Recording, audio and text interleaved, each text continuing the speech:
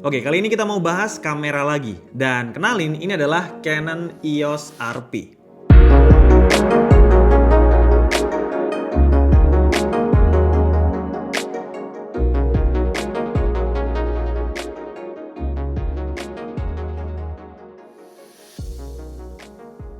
Memang bukan kamera baru sih, kamera ini keluar pada tahun 2019.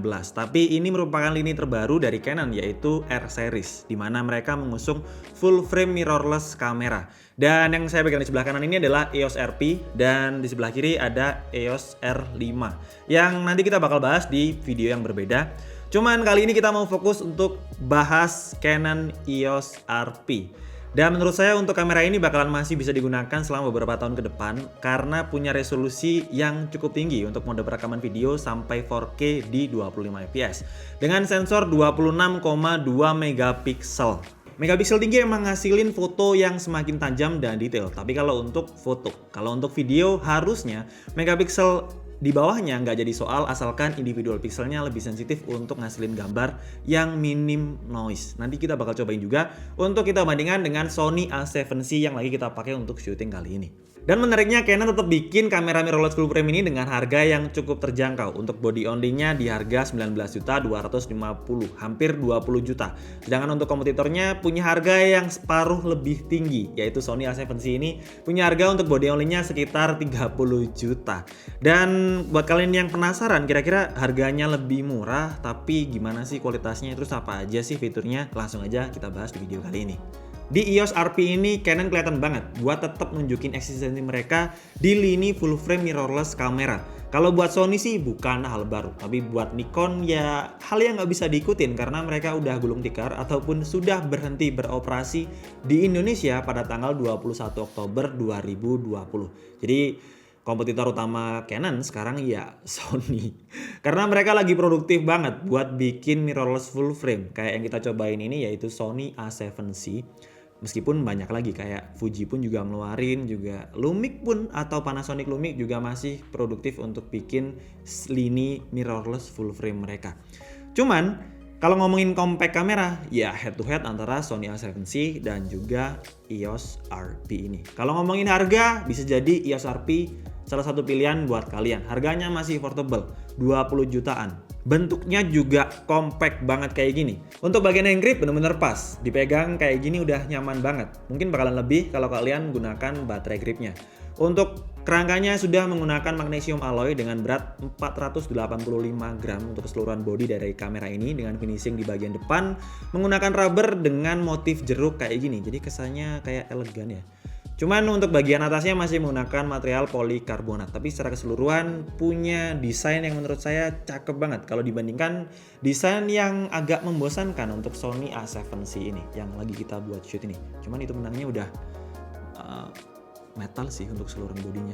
Untuk beberapa tombol kontrol udah enak dan nyaman banget untuk digunakan. Kerasa smooth dan beda aja feel-nya kalau dibandingkan dengan kamera 10 jutaan.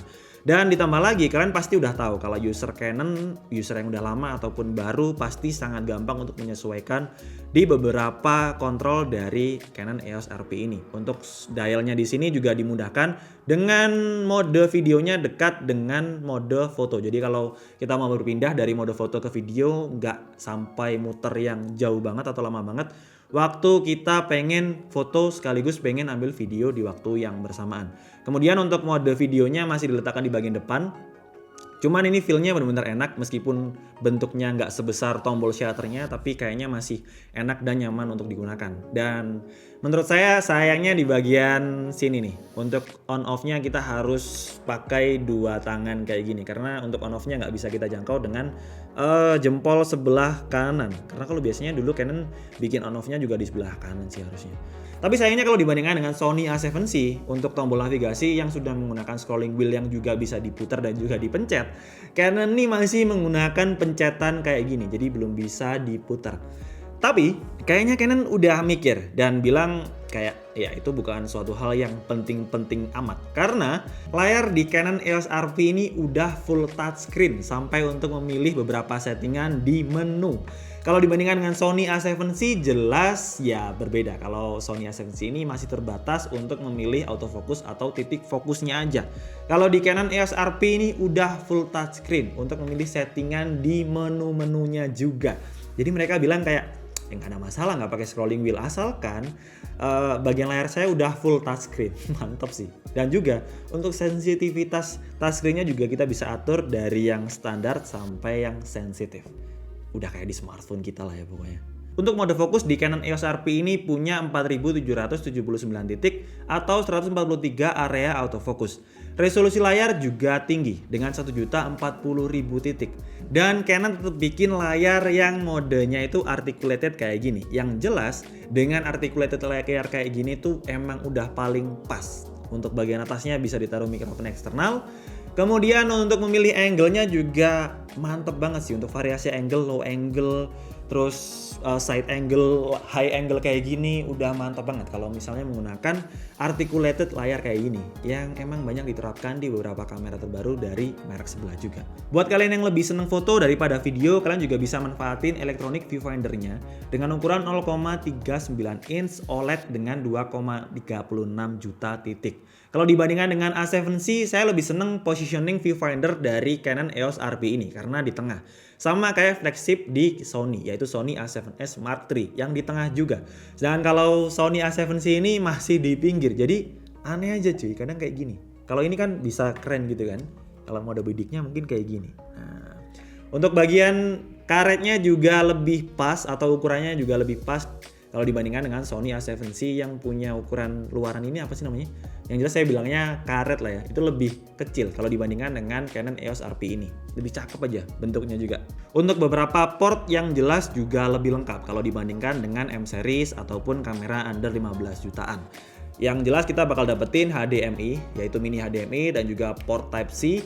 Kemudian kita dapetin juga audio jack 3,5 mm, nggak hanya input untuk mikrofon eksternal, juga output untuk kontrol waktu kita merekam video sambil pengen ngontrol audionya. Kira-kira aman nggak? Karena kadang ada yang kurang atau noise ataupun bocor. Selebihnya kekurangannya di sini nih menurut saya. Canon tetap bikin port untuk SD card-nya itu di bagian bawah.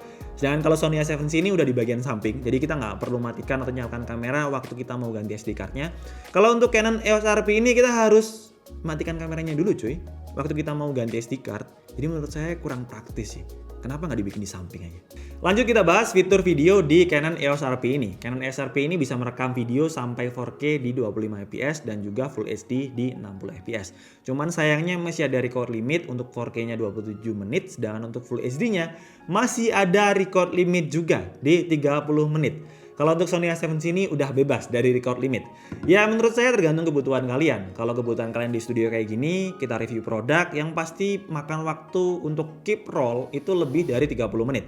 Sedangkan kalau di outdoor mungkin buat kalian yang wedding videografi bakalan pegel ya kalau misalnya keep rolling sampai 30 menit. Jadi bakalan dimatikan, dinyalakan. Jadi nggak bakal jadi masalah yang serius kalau kalian pengguna yang seperti itu. Tapi kalau buat kita yang shoot videonya di studio kayak gini, dan kalau teman-teman perhatikan memang nggak ada siapa-siapa di studio ini, jadi saya bakalan kesulitan banget kalau ada record limitnya harus matikan, nyalakan, dan juga matikan, nyalakan lagi. Dan untuk resolusi 4K-nya masih ada crop factor. Kalau dibandingkan dengan Sony A7C, nanti kita bakal cobain juga. Yang kita rasakan sih nggak ada crop factor. Crop factor juga masih ada kalau kita aktifkan image stabilizer-nya, yaitu in-body image stabilizer-nya 5 aksis. Dan kalau untuk crop factor-nya kita disediakan atau untuk image stabilizer-nya kita disediakan 2 mode, yaitu mode yang standar dan juga mode enhance. Dimana untuk mode standarnya udah smooth, cuman ada crop factor sekitar 5-10%, sedangkan untuk enhance atau yang lebih stabil lagi bisa sampai 20%. Jadi kalau kita pakai lensa 25 mili, kalau kita aktifkan image stabilizer-nya ya kayak pakai lensa 35 mili. Untuk kondisi low light, Canon EOS RP ini kita dapetin ISO yang cukup terbatas dari 100 sampai 25.600. Kalau untuk studio yang cahayanya banyak kayak gini atau proper lighting kayak gini nggak jadi soal karena kita nggak bakalan gunakan ISO yang tinggi juga. Cuman buat kalian yang shooting outdoor atau punya kebutuhan low light video bakalan jadi masalah yang cukup serius karena untuk Sony A7C ini atau kompetitornya udah main di ISO yang cukup tinggi yaitu 200 ribuan, sekitar 204.800. Untuk mode pemotretan atau birdshot, Canon EOS RP ini bisa memotret sampai 5 fps untuk mode EF one shotnya. Dan untuk servo EF-nya bisa memotret sampai 4 fps. Ya intinya kayak gitu cuy. Cuman buat saya sih bakalan saya jarang lah saya gunakan karena buat kalian ada yang sama gak sih waktu mencet lama gitu gitu kayak sakit gitu cuy, kayak nyiksa kamera banget, makanya bakalan jarang banget saya gunakan. Oke, kurang lebih seperti ini waktu kita gunakan Canon EOS RP ini untuk berbagai kebutuhan kita kayak fotografi ataupun videografi. Setelah beberapa minggu kita cobain, hasilnya seperti ini.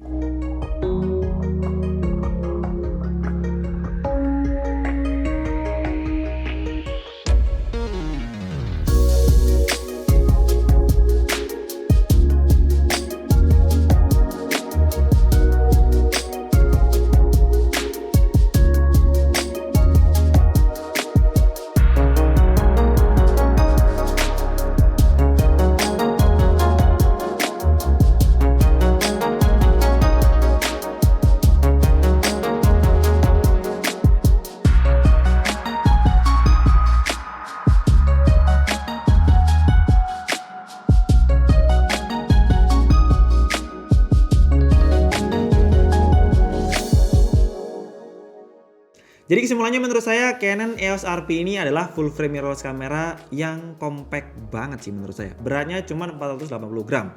Desainnya ala-ala flagship. Nih, flagshipnya nih Canon EOS R5 mirip banget. Cuman ini lebih ringan dengan 480 gram, lebih tipis juga. Ditambah lagi layarnya juga udah full touchscreen. Kalau dibandingkan dengan Sony A7C yang masih touchscreennya di autofocusnya aja, ini udah sampai milih menunya bisa full touchscreen cuy. Nah, cuman sayangnya ada beberapa kekurangan yang kita harus tetap pikirkan waktu kita pilih Canon EOS RP ini. Yang pertama, record limit sampai 30 menit. Kemudian baterai masih menggunakan LPE17 yang kayak di M3, M5 dan juga M6. Intinya M series lah. Masih di 1000 mAh. Dan waktu kita gunakan juga masih cukup terbatas untuk record videonya. Ditambah lagi cukup kerasa panas. Dan yang terakhir adalah penempatan SD card atau slot SD card yang masih di bagian bawah. Menurut saya cukup ribet kalau mau ganti SD card harus matikan kamera dulu. Sedangkan kalau untuk Sony A7C udah langsung dicolokkan aja. Ditambah lagi untuk beberapa portnya udah lengkap banget sih. Selebihnya ini merupakan full frame mirrorless yang compact banget. Saya malah jadi nungguin kira-kira Canon mau bikin full frame mirrorless kamera yang kayak gimana lagi untuk lini R series. Ya saya jadi nggak sabar sih. Buat kalian tertarik langsung aja cek link pembelian di bagian deskripsi. Dan segitu aja untuk video kali ini. Jangan lupa like videonya jika suka, dislike aja kalau kurang suka, dan tulis pendapat kalian di kolom komentar. Support terus DKD dengan cara subscribe. Sampai ketemu di video selanjutnya. Bye bye. Nanti kita mau bahas Canon EOS R5 ini.